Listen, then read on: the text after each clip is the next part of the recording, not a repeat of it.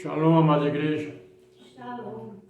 Eis que é chegado a vós o Evangelho do Reino. Pai amado e Pai celeste, nesse momento pedimos a Ti, ó Pai, que venha nos encher com a Tua presença, que venha falar no mais profundo do nosso ser, que venha nos ensinar a caminhar pelas Tuas veredas, que venha nos ensinar, ó Pai, como passar por essa porta estreita, que a Tua palavra diz, nos ensina a passar por ela, porque o deserto vem para todos, mas nem todos querem passar pelo deserto. Ó grandioso Pai, que as Tuas bênçãos, a Tua magnitude esteja ao nosso lado, nos acompanhando, nos ensinando tudo que devemos aprender para ter uma vida espiritual agraciada por Ti, meu Pai. Que a partir de agora não seja mais o homem a falar, mas Tu, através do homem, ensinando as Tuas veredas, no caminho da luz, da justiça e do amor, para que possamos, ó Pai, caminhar segundo os Teus estatutos, não os do homem. Que seja assim hoje, amanhã e para todo sempre. Que assim seja, graças ao bom Pai. Amém? Abra sua Bíblia no livro de Zacarias, capítulo 7. Você do outro lado da internet, pegue sua Bíblia também, nos acompanhe, para que você possa ver e ouvir o que o Pai tem para nos dizer nessa manhã. Amém? Zacarias, capítulo 7.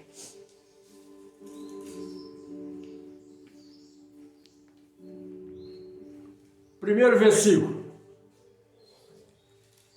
Aconteceu no 4º ano do rei Dário que a palavra do Redentor veio a Zacarias no 4º dia do 9º mês, que é Quisleu.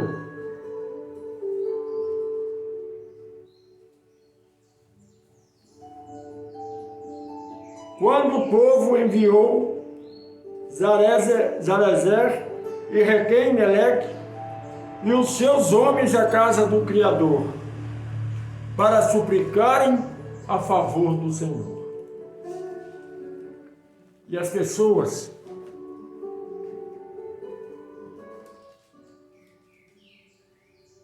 foram à casa do Pai, à casa de oração, buscar direção do Criador, buscar uma palavra. E quando chegaram lá, o Pai passou para eles uma revelação, não é isso que eles queriam. O Pai mostrou para eles o caminho que eles deveriam seguir. E mesmo naquela época, não seguiram o caminho que o Pai ensinou. Da mesma forma que hoje, ninguém segue o caminho que o Pai tem nos ensinado. E a palavra de Zacarias, capítulo 7, no versículo 3, nos diz assim: E para dizerem aos sacerdotes que estavam na casa do Redentor dos Exércitos e aos profetas, chorarei eu no 5º mês, chorarei eu no 5º mês, fazendo abstinência como tenho feito por tantos anos? Então a palavra do Redentor dos Exércitos veio a mim dizendo: fala a todo o povo dessa terra, a todo o povo dessa terra, quer dizer, a todas as pessoas, a todas as nações. A palavra do Pai mandou avisar a humanidade. Não aquele povo que estava entrando dentro do templo, mas a todas as pessoas. Fala a todo o povo dessa terra, e aos sacerdotes, quer dizer, aos pastores, dizendo: quando jejuaste e prateaste, no 5º e no 7º mês, durante esses 70 anos, porventura, foi mesmo para mim que fizeste? O Pai diz assim: quando você jejua, Você está jejuando para mim? Quando você faz uma campanha ou um sacrifício, você faz para mim? As pessoas vão à igreja e dizem assim, eu estou indo para buscar o Pai. Eu estou indo para fazer isso para o Pai. Mas na verdade a pessoa vai à igreja buscar uma bênção. Na verdade as pessoas vão até um templo buscar uma direção de alguma coisa para ela. Sabe o que é ir à igreja para buscar o Pai? A um templo religioso? É quando você já prepara seu espírito desde a noite anterior. E fala, amanhã é dia de culto. Eu vou lá para ouvir, para alimentar a minha alma, recarregar as minhas energias. Porque durante a semana, você tem a semana toda livre para você. Mas um único dia, que é o dia que você vai ao templo, você já vai com má vontade. Você diz, eu tenho que levantar cedo, hoje não dá, estou cansado. Para o Criador, as pessoas sempre arrumam desculpa. Mas quando é para ela, não tem cansaço. A pessoa pode estar exausta a semana toda, mas no final de semana, se é para ir para o barzinho, a pessoa vai para o barzinho. A pessoa vai para a balada, fica até 1h da manhã, 2h, 3h da manhã na rua. Mas se é para ir para a casa do Pai, não vai. O jejum que o Pai está falando aqui, quando você jejua para o Pai? Ou você jejua para poder fortalecer o seu espírito? Porque o Pai não precisa do seu jejum. O Pai precisa da sua obediência. E obedecer, ninguém está obedecendo. Quando você faz um propósito dentro de uma casa, de um templo de oração, você faz aquele propósito para alcançar o plano espiritual, para poder ir para o céu, ou você faz um propósito para alcançar alguma coisa na sua vida ou na vida dos seus familiares? Então você não está fazendo nada para o Criador. As pessoas não compreendem isso. E o Pai, ele continua a nos falar. E nos diz assim, no versículo 4. Então a palavra do Redentor dos Exércitos veio a mim dizendo, fala a todo o povo dessa terra e ao sacerdote dizendo, quando jejuastes e prateastes no 5º e no 7º mês, durante esses 70 anos, porventura, foi mesmo para mim que jejuaste? Ele te pergunta. Você fala, estou fazendo um jejum para o Senhor. Você está fazendo para Ele mesmo? Você tem certeza disso? Você quer se enganar. Ou você acha que está enganando o Pai? O Pai está te perguntando, não sou eu que te pergunto, é o Pai. Você jejua para mim? Versículo 6. Ou quando comestes e quando bebestes, não foi para vós mesmo que comeste e bebeste? O Pai está te perguntando. Quando você fala assim, estou comendo para Deus. Quando é um jejum, você fala que é para Deus. Mas quando come, você fala que é para Deus? Pois é. Pois é. Nós temos que aprender a discernir a palavra. Quando você jejua para que o diabo não venha sobre você. Você não está fazendo nada para o Criador.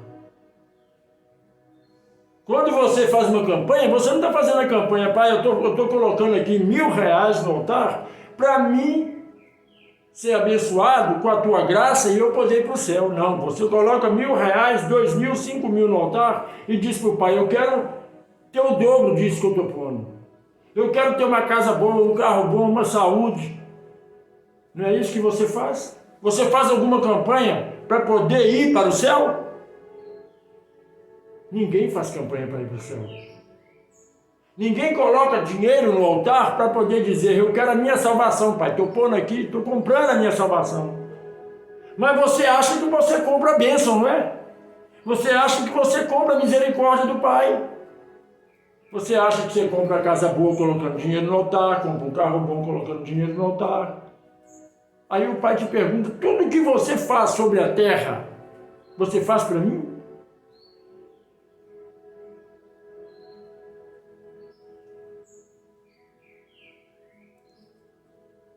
Versículo 7. Não foram essas palavras que o Redentor pregou pelo ministério dos primeiros profetas? Quando Jerusalém estava habitada e em paz, com as suas cidades ao redor dela, e o sul e a campina eram habitados? E a palavra do Redentor veio a Zacarias dizendo: assim falou o Redentor dos exércitos, dizendo: executai juízo verdadeiro. Mostrai a todas as pessoas piedades e misericórdia, cada um para com seu irmão. É esse o jejum que o Pai quer de você. Que você tenha misericórdia, tenha piedade, tenha amor, tenha compaixão. É esse jejum que você faz para o Criador, mas ninguém quer fazer o jejum da misericórdia. Os crentes não fazem jejum da misericórdia, eles fazem jejum para se fortalecer, para o diabo não atacar eles. Mas os crentes não fazem jejum para poder amar o próximo. Muito pelo contrário, eles jejuam para se fortalecer e dizem assim: aquele fulano ali vai para o inferno porque não está na igreja. Igreja não salva ninguém. Templo religioso não leva ninguém para o céu. Se fosse assim, não estaria escrito: o templo pode ter 10 mil, 20 mil pessoas, mas nem todos que se diz Senhor, Senhor, herdarão o reino da glória. Está faltando entendimento na igreja. E a igreja não é um templo, a igreja é você. Está faltando sabedoria no povo. Entra na internet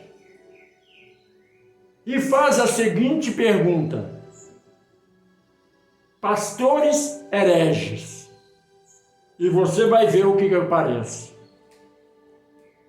Pastor colocando unção que vem do Criador, do Espírito Santo, que é santo, e dizendo: unção da cadela, unção da cabrita, unção do gorila, unção do cavalo, colocando as pessoas a comerem capim, e diz que é do Criador, que é o Criador que colocou naquela pessoa aquilo. Ou melhor, eles falam: é de Deus. Qual Deus?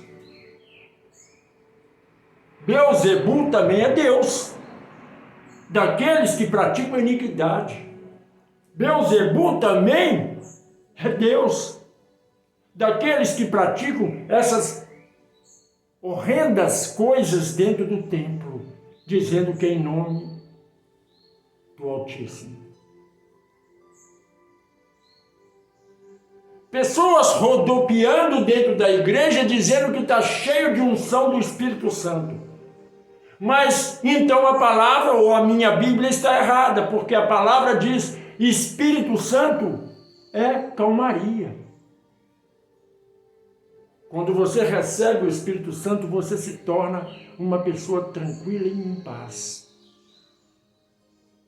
Mas rodopiam como se estivesse no centro de macumba. Aí diz: mas é a igreja pentecostal. Essa aqui também é uma igreja pentecostal. E você não vai ver nunca alguém rodopiando aqui dentro. Porque Espírito Santo é mansidão.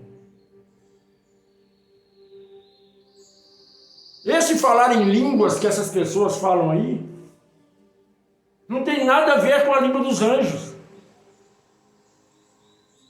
É línguas inventadas aqui na terra para se pronunciar, para dizer que está cheio de unção. Você vê pessoas falando em língua a qualquer momento. Até parece que o Espírito Santo não tem mais o que fazer do que ficar descendo em todo mundo, a toda hora, a todo instante. Para que o Espírito Santo repouse sobre você, para que você fale em línguas, você tem que estar numa harmonia muito grande com o Criador.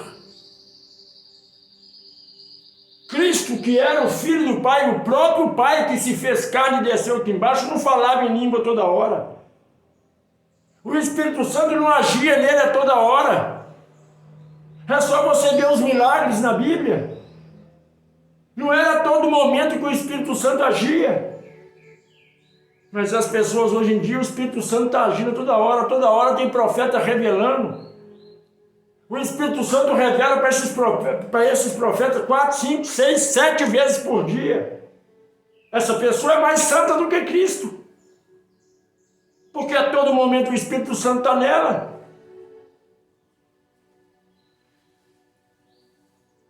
É difícil entender as coisas espirituais, não é? Mas o Pai diz, esse jejum que você faz, é o jejum que eu peço? É o jejum que eu quero que você faça? Ninguém até hoje na terra entendeu. E o Pai manda avisar todas as nações. Eis o jejum perfeito que eu quero que você faça.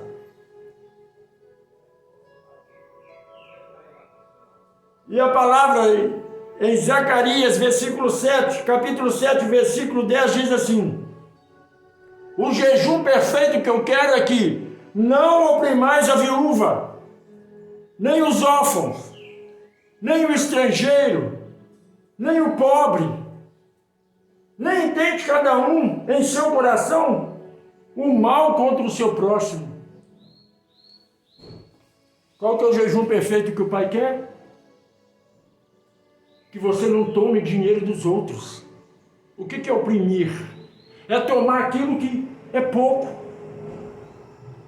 Ah, mas o dízimo e oferta é a palavra do Pai, o dízimo e oferta é para Israel, você não é Israel. O dízimo e oferta é para colocar no altar, não para eles terem o que tem, mas para eles ajudar as viúvas e os órfãos, para eles ajudar os levitas. Aí você diz, eu sou levita, você não é levita, você é cantor gospel. Cantor gospel não tem nada a ver com levita. Se você soubesse o significado da palavra levita, você não estaria aí arrotando grandeza.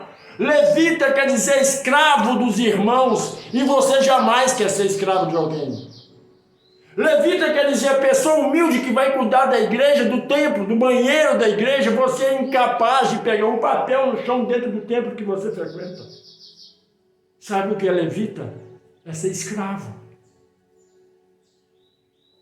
Mas você não compreende essas coisas. Você julga todo mundo lá fora, no mundo, diz que todo mundo vai para o inferno. Você é levita. Você diz que todos vão para o inferno. E o Pai diz, eu quero misericórdia nos vossos corações. Eu quero de vocês piedade, vocês não têm piedade de ninguém, você sente prazer em dizer que o outro vai para o inferno. Esses profetas de Baal que estão na internet dizendo, olha, Deus mandou dizer para você que você vai para o inferno. Tem profeta aí que estão dizendo para os YouTube que não estão a favor deles, que eles vão queimar no inferno, e já viram eles queimados no inferno. Tem profeta aí que está metendo a língua em mim e eu não estou nem aí para ele, sabe por quê? Porque aquele que não tem intimidade com Deus, logicamente vai falar de quem tem. Eu não me preocupo com os profetas de Baal. Eu não me preocupo. Porque esses que servem Baal não me atingem. Não arranca de mim o espírito que há em mim, que é puro.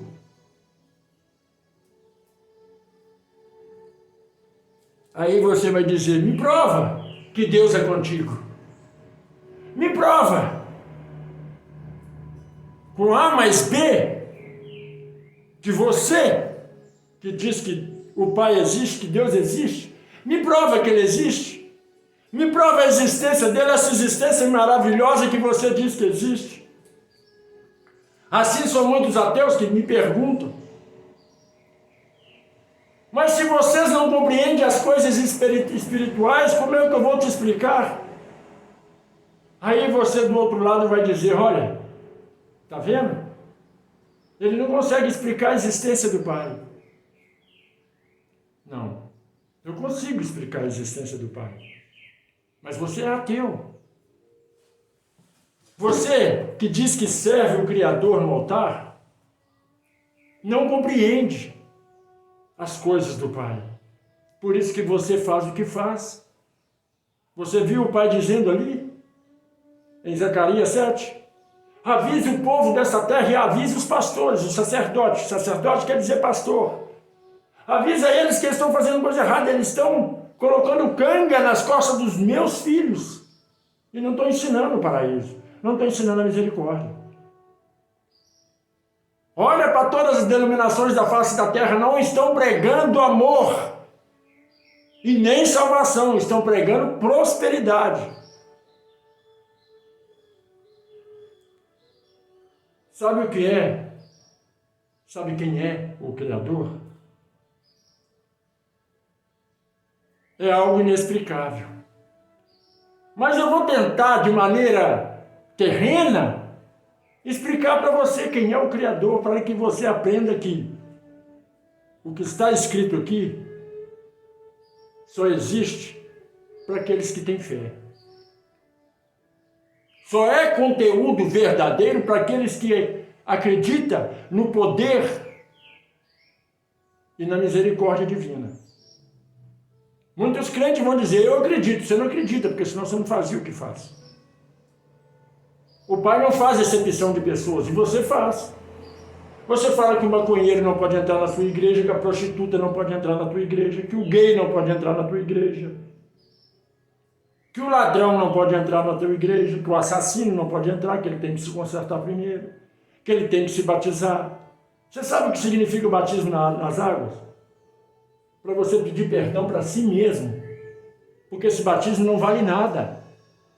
O batismo verdadeiro só existe um, que a própria palavra diz, é o batismo com fogo, o batismo para redenção. E esse batismo nenhuma igreja aqui na terra está tendo. Porque o batismo com a redenção é o batismo da misericórdia. É o batismo do amor ao próximo. Mas aí eu vou te explicar a existência do Criador. Os cientistas entram na internet, na televisão, nos meios de comunicação e dizem assim, nós viemos do macaco. E a humanidade toda diz, o cientista está certo, porque eles têm prova disso. Eles têm prova como? Me explica. Não, a evolução humana. Eles têm prova como que você veio do macaco? Por um acaso o avô, o bisavô, o tataravô deles é macaco? Evoluir é crescer, é desenvolver mais conhecimento e experiência. Era para os macacos, está virando gente hoje, não era? Por que pararam? Ah, não, porque aí parou. Aí nessa hora, Deus, não, Deus falou, cessa. Se você acredita que você veio do macaco, logicamente você não acredita na existência do Pai. Essa é a primeira forma de uma pessoa ser ateu. Aí você fala, mas os cientistas provaram, mas os cientistas também provaram que dentro de você tem o DNA do Criador. E esse DNA tem 5 numeração hebraica. E essa numeração significa Yod-Re, Vav-Re, a assinatura do Criador na tua obra. Quando alguém pinta um quadro, ele coloca a assinatura dele lá. E o Pai, quando fez Adão, a sua imagem e semelhança, ele deixou o DNA em Adão. Sabe como? Na hora que ele salivou e soprou as suas narinas. E ali ficou a marca do Criador. Ali ficou o DNA dele. Aí você diz, mas a prova disso, os cientistas já provaram isso. É só perguntar, questionar. Ir no Google lá e perguntar como é o DNA do ser humano que os cientistas descobriram. Você vai ver que isso vai estar escrito Yod-Re, Vav-Re. Aí vai lá no macaco e vê se no macaco está escrito no sangue dele Yod-Re, Vav-Re. Para você vir do macaco, você tem que ter o DNA do macaco. Mas não existe o DNA do macaco no ser humano. Pode ter coisas parecidas, porque somos praticamente primos. Mas não somos descendentes do macaco. Aí você vai dizer, mas isso é prova que o Pai existe? Não. Isso não é prova que o Pai existe. Mas aí eu vou dizer para você, o cientista disse para você olhar para o céu e ver as estrelas. E os próprios cientistas que são sábios, né? Como Nicodemos, olham para o céu e dizem, sabe aquela estrela que está ali? Ela já não existe milhares de anos, porque elas já se foram. Só o brilho dela está lá. Aí eu te pergunto, se a energia, a existência de um brilho precisa de uma energia, e a própria ciência diz que a luz viaja na velocidade da luz, que é um piscar de olhos, como é que pode, milhares de anos, a luz continuar vindo de um lugar que não existe? Pois é. Se não existe a estrela e o brilho está lá, por quê? Tem que existir Deus. Por quê? E aí eu te falo, Deus não existe. Deus não existe. O ateu está certo, o cientista está certo que Deus não existe.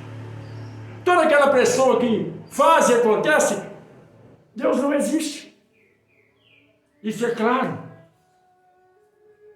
Sabe por quê? Porque lá no monte, onde Moisés foi buscar o seu cordeiro, apareceu algo e disse para ele, avisa o meu povo. E ele perguntou para aquele algo que ele não viu, a não ser aquela luz que estava apagada, que já tinha acabado há muitos anos, mas estava lá brilhando. Ele perguntou para aquela luz, a quem devo anunciar para o povo? E ele disse, diga que eu sou o que sou, nada mais do que isso. Sabe o que o Criador quis dizer? Eu não sou algo palpável, que você pega. Eu não sou algo que você pode abraçar e beijar. Simplesmente sou. E pronto. Os cientistas não provam que a estrela já morreu há muitos anos e o brilho continua ali.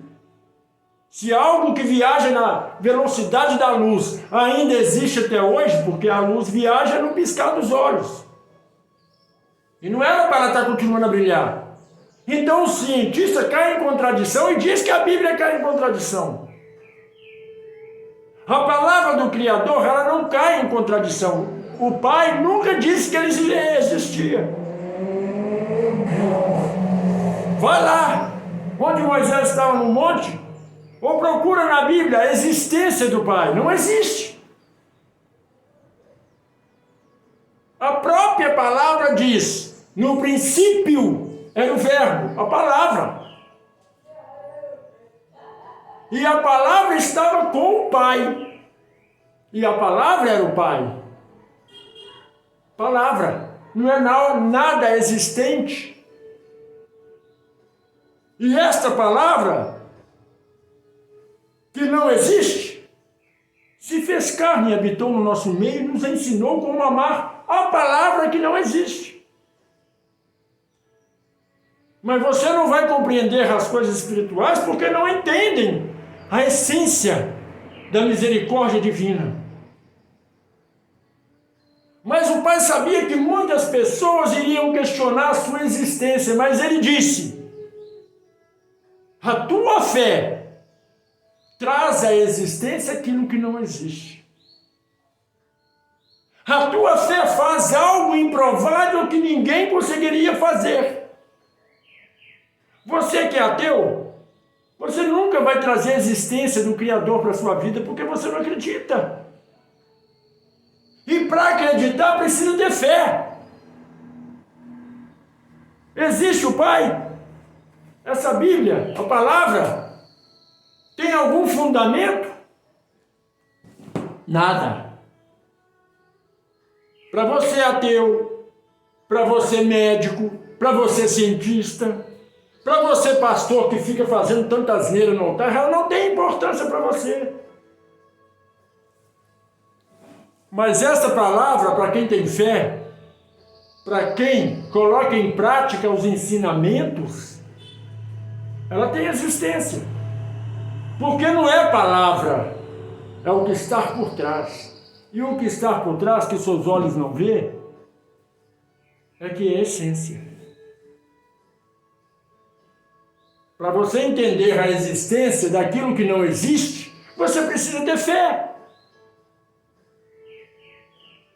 Você precisa acreditar em algo que não existe. E isso é completamente louco. Como você adora e ama alguém que não existe?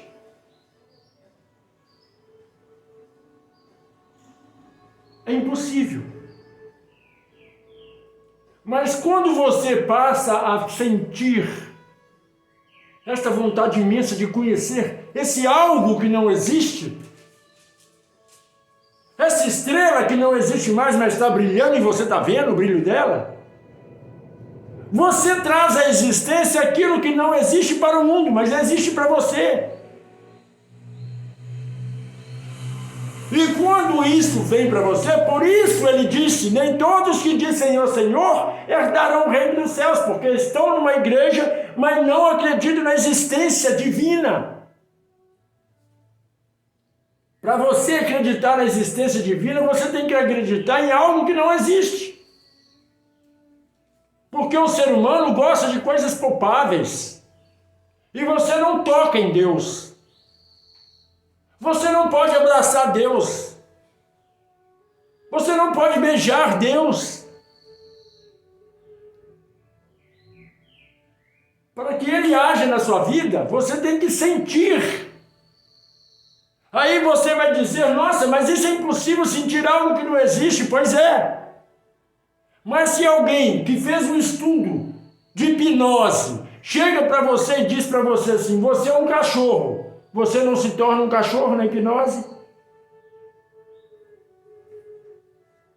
Não trouxe à existência aquilo que não existia dentro de você? Você que tem medo de altura, não consegue andar nas alturas ou em cima de uma corda? Se aquele que pratica hipnose te hipnotizar, você não vai correr em cima de uma corda sem cair? Porque ele trouxe para você algo que não existe, que é fé e coragem.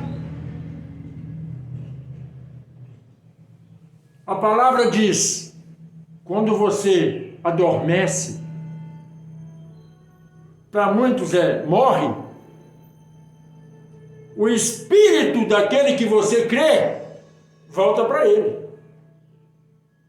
E a tua alma vai ou para Hades ou para o seio de Abraão.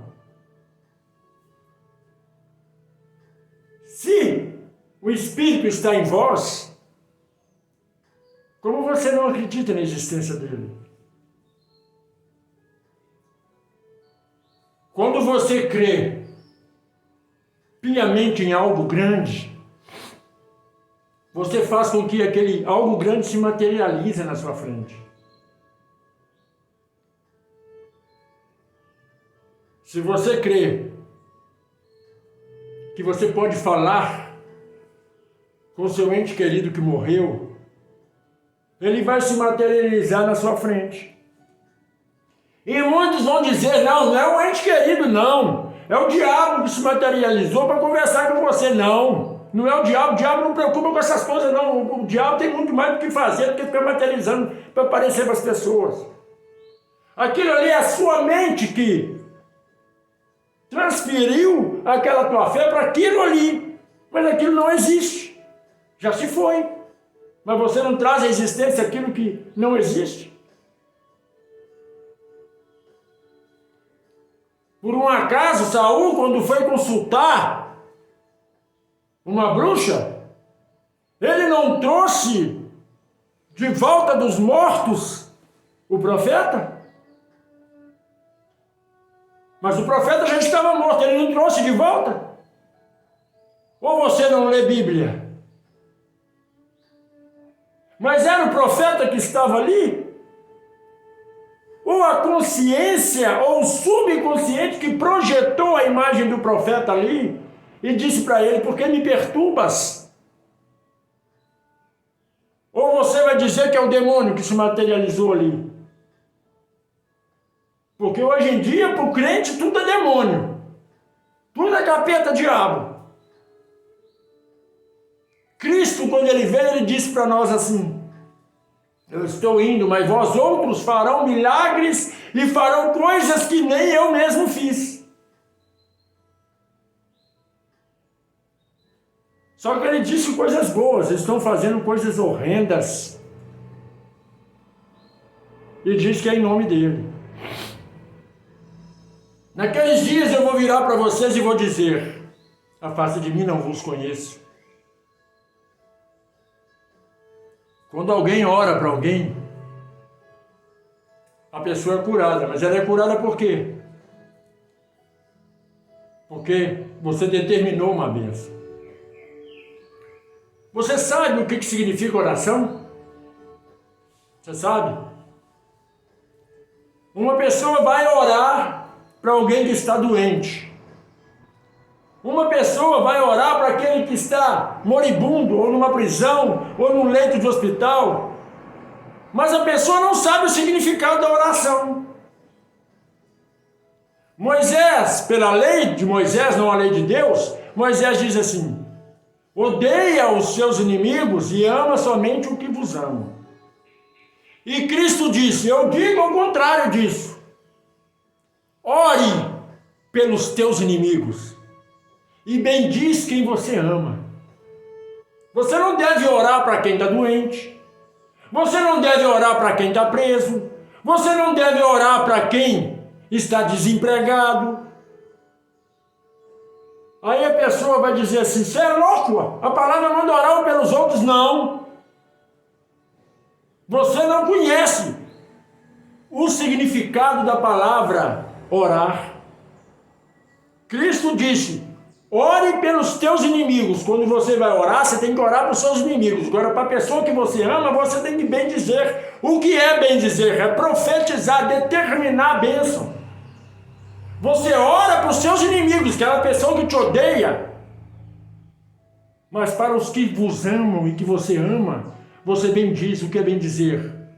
Eu determino a vitória dele. Eu determino o emprego dele. Eu determino a cura dele. Eu determino a soltura dele da prisão. Eu determino que ele seja um grande homem.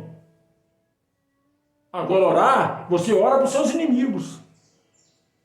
Quantas pessoas vêm aqui e me pedem oração? Eu não oro pela pessoa.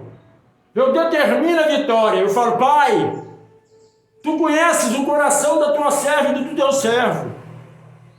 Desde já eu profetizo bênção sobre a vida dela. É assim que eu oro. Porque a palavra diz que você não deve orar pelos seus amigos. Você tem que determinar a vitória. Você ora para o inimigo. E como você ora para o inimigo? É maldizendo ele? Não. Pai, toca no coração dele. Modifica essa pessoa por dentro. Transforma essa pessoa. Faça ela se tornar um filho amado. Mas para os seus entes queridos, você tem que profetizar. É a palavra que nos ensina isso. Mas aí os pastores da igreja vão orar um pelos outros. Nós não devemos orar um pelos outros. A Bíblia diz não, a Bíblia não diz, a tradução diz isso. Porque traduziram, mas esqueceram de traduzir a fala de Cristo. Que Cristo disse: quando fizeres algo, ore para os teus inimigos, mas para os teus amigos bendiz. Quer dizer, profetiza a bênção. Isso que é orar. É profetizar a bênção. É determinar a bênção. Porque está bem claro e escrito na Bíblia: aquilo que determinares aqui na terra, será determinado no céu. Aquilo que você falar aqui na terra será cumprido no céu. Mas você entende tais coisas? A palavra é clara. Não há sombreado na palavra. Não há negritude na palavra. Algumas igrejas por aí estão pintando-se de preto. Sabe por quê? Que disse pintar de branco, alguém passa e tira o foco. O foco de quem? O foco de quem? Do pastor que está no altar, porque o pastor tem que ser o centro das atenções. Daqueles que se chamam levita, que é a banda que está lá atrás,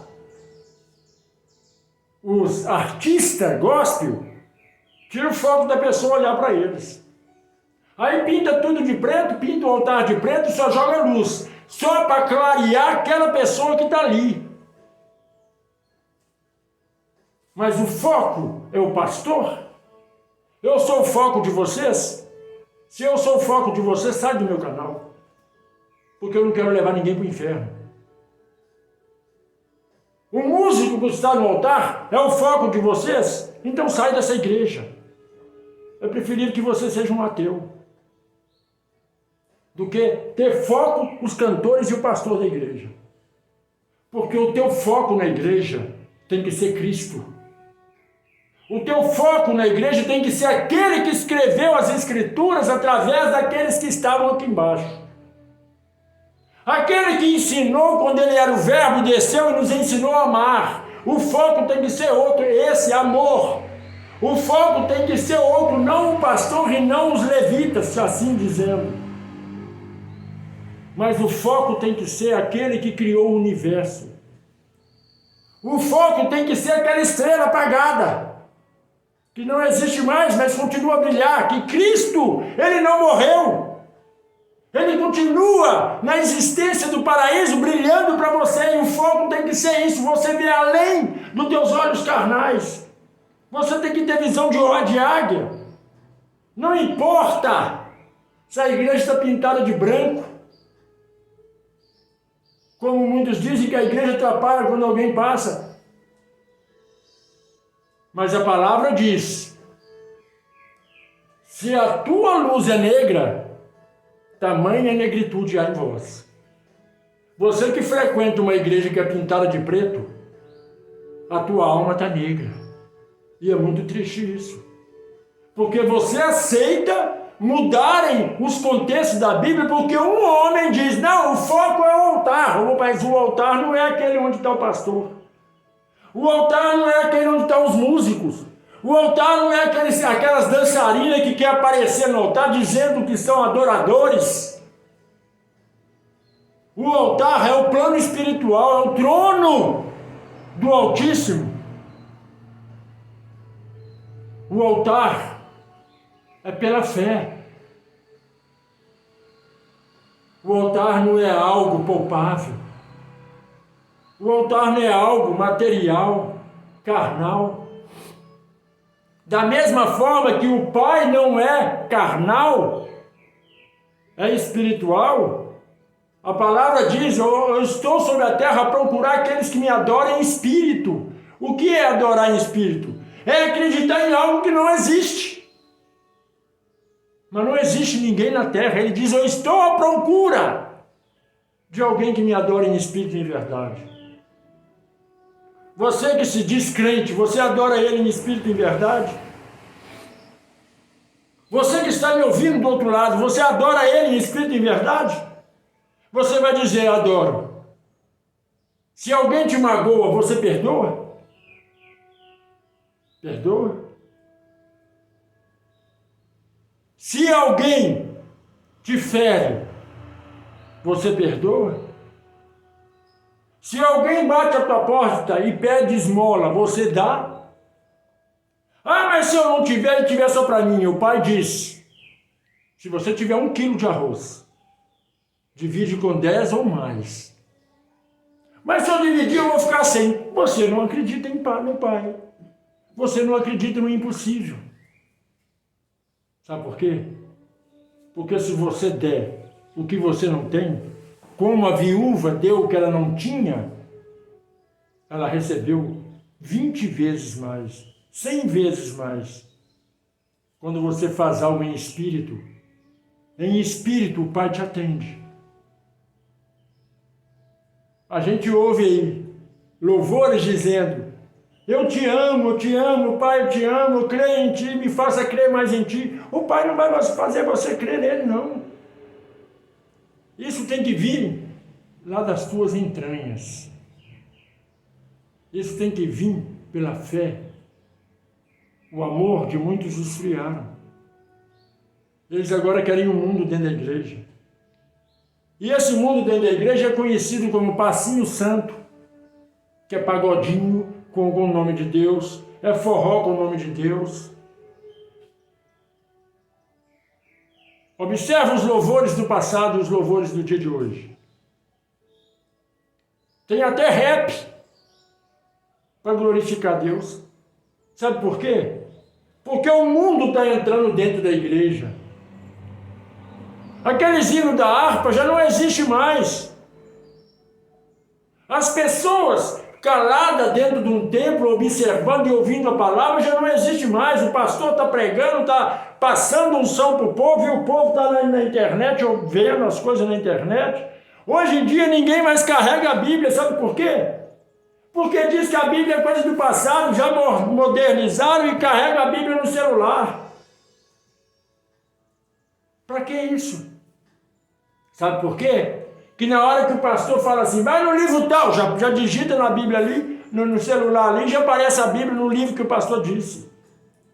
Agora manda um crente abrir a Bíblia em qualquer capítulo ou versículo para ver se acha.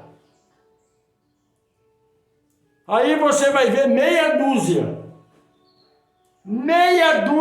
conseguindo encontrar. Sabe por quê?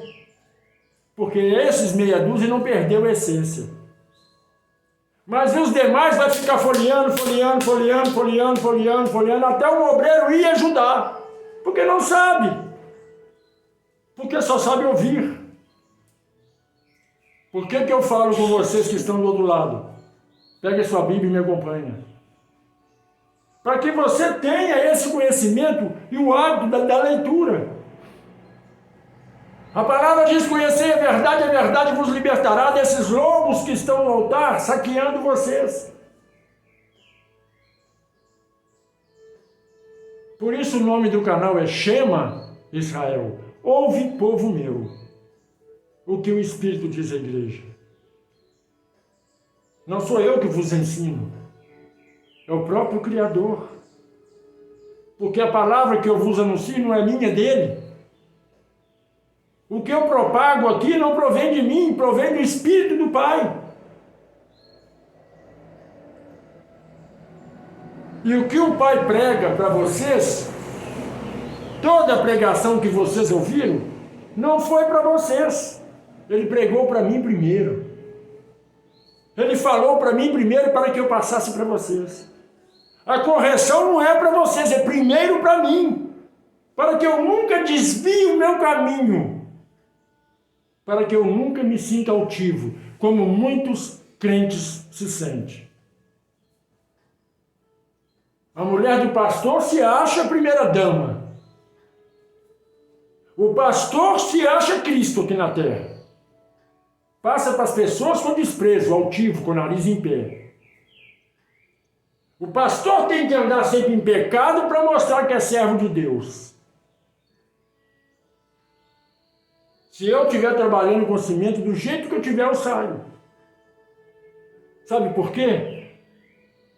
Porque as pessoas não têm que olhar para mim como um homem de Deus, têm que olhar para mim como servo daquele que me levantou para fazer a obra. Mas o foco não sou eu, o foco é o Criador. O pastor não tem que aparecer, sair com Bíblia na mão para a rua, com terno caríssimo para mostrar que ele é servo. Não, o pastor tem que mostrar que é servo. O que é ser servo? É servir, é fazer a vontade. E qual que é a vontade? Quando você passa por um mendigo, você cumprimenta. Quando você passa por um bêbado, você cumprimenta. Isso é ser servo, é amar a todos. Não foi esse o ensinamento de Cristo? Se você sauda só os seus irmãos, qual a vantagem nisso? Não fazem isso os publicanos? Ou melhor, não fazem isso os crentes, que são sal dos irmãos em Cristo? Seja você o sal da terra, quer dizer, dê sabor à vida. Seja você aquela pessoa que vai mostrar para o mundo como é ser cristão. Eu não converso com católico não, porque católico adora imagem. Você sabe o que é imagem? Não é aquela estátua que está lá dentro da igreja, não. Porque o pai diz assim, não faça de imagem nada que está no céu, nada que sobrevoa a terra, nada que está no mar ou debaixo do mar e nada que está sobre a terra ou debaixo da terra. Isso é um enigma. Você sabe o que é? Você vai dizer, não fazer imagem de homem, não. Não é isso, não. Debaixo da terra, há alguma imagem de homem? Não há minério. Há ouro, prata, ferro. E essa imagem é o carro que você tem, é a joia que você possui, é o fogão caro que você compra. Mas eu não faço ele de imagem, não faz?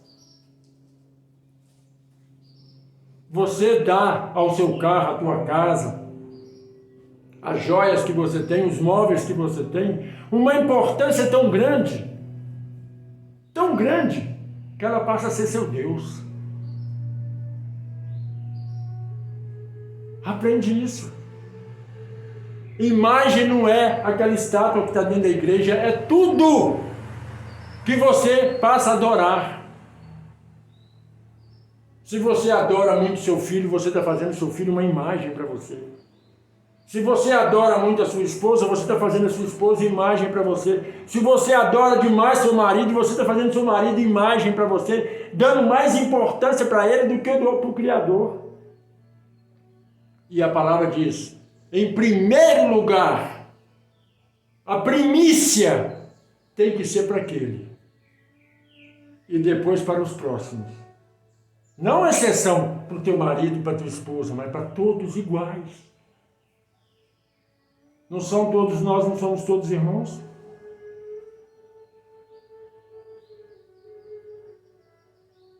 Falta entendimento na igreja. E é esse entendimento que os pastores não estão pregando. É o discernimento do que é certo e o que é errado. A vocês que me assistem do outro lado, são inscritos, que não são inscritos, mas aqueles que ouvem o canal, eu peço ao Altíssimo que derrame sobre a vida de vocês, todos vocês, bênção sem medida. E se você ainda não deixou seu like, deixe seu like. Você que ainda não compartilhou, compartilhe. Você que ainda não se inscreveu, não tocou no sininho, faça isso. Para que o canal possa levar mais palavras. E para que toda vez que a gente postar algo novo, você possa receber em primeira mão. Para que você possa alimentar a sua alma com coisas boas, com coisas que vão te avivar, que vão te dar força no seu dia a dia. É isso que é o maná que desce do céu. A vocês que são inscritos no canal, eu peço ao Criador que abra as comportas dos céus e derrama bênção sem medida. A todos vocês que assistem o meu canal, que a Shalom do Eterno resplandeça sobre a vida de todos vocês, que vocês tenham saúde, vida plena aqui na terra, para que o nome do Eterno seja glorificado hoje, amanhã e para todo sempre. Que assim seja, graças ao bom Pai. Amém?